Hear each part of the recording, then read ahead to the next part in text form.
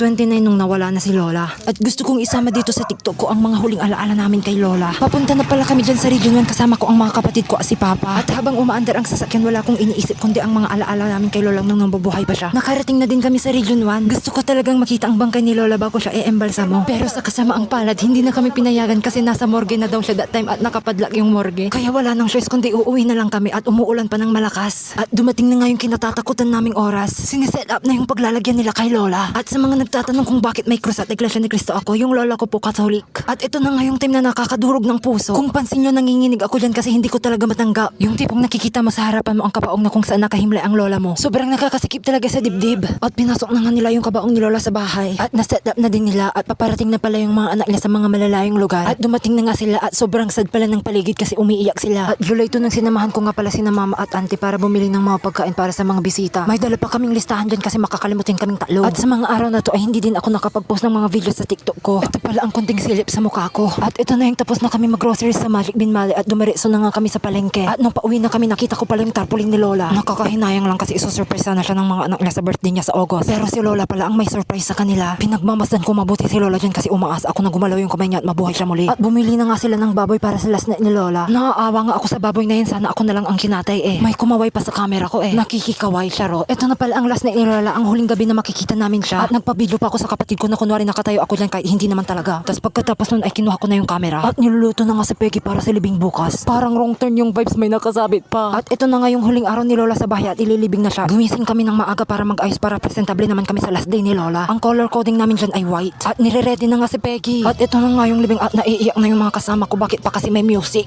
Ito na siguro ang pinakamalungkot na araw sa buhay ko. Maraming beses na hindi kami naging okay ni Lola dahil sa misunderstandings. Pero 2 weeks before siya mawala, naging okay na kami. Buti nagkaayos kami at nabawasan ang regrets ko. At diniretso muna si Lola sa simbahan at sumama kami ng mga kapatid ko. At ito na nga, idediretso na siya sa Binmali Cemetery. Parang hindi na ako makahinga sa part na yan. At bago ilibing si Lola ay ihininto muna siya para makita namin siya sa huling pagkakataon. At ito ang kaganapan.